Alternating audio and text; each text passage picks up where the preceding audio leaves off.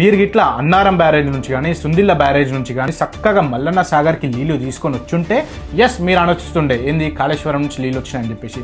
మీరు ఇలా మిడ్మానేరు నుంచి నీళ్ళు తీసుకొస్తారు. మిడ్మానేరు కట్టింది కాంగ్రెస్ కదా. మిడ్మానేరుకి శ్రీరామ్ సాగర్ డ్యామ్ నుంచి వస్తున్నాయి కదా.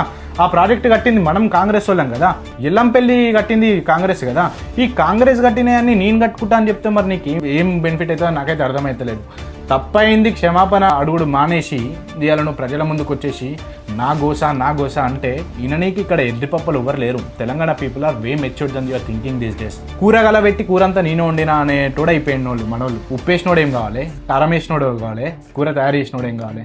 తెలంగాణ ప్రజలంతా ఇది గమనిస్తూ ఉన్నారు. సస్యశ్యామలంగా తెలంగాణని మరియు హైదరాబాద్ని మార్చనీకే కాంగ్రెస్ పార్టీ కృషిస్తున్నదని చెప్పేసి మనవి చేసుకుంటూ ప్రజలు వీళ్ళు చేసే అబద్ధపు వ్యాఖ్యలకి లొంగకూడదు. తెలంగాణ సోదరుమణులని ఒకటే మనవి చేసుకుంటా ఉన్నా. వీళ్ళు ఆడే డ్రామాలకి వీళ్ళు న్యూస్ ఛానళ్ళ ముందుకు వచ్చి చేసుకునే డప్పాచారానికి లొంగకుండా ఒక్కసారి ఇలా మనం ఫ్యాక్ట్స్ ఏందో చెక్ చేసుకొని వాస్తవాలు ఏంది అవాస్తవాలు తెలుసుకునే మనకి ఇంటెలిజెన్స్ అనేది మనకు ఉన్నది.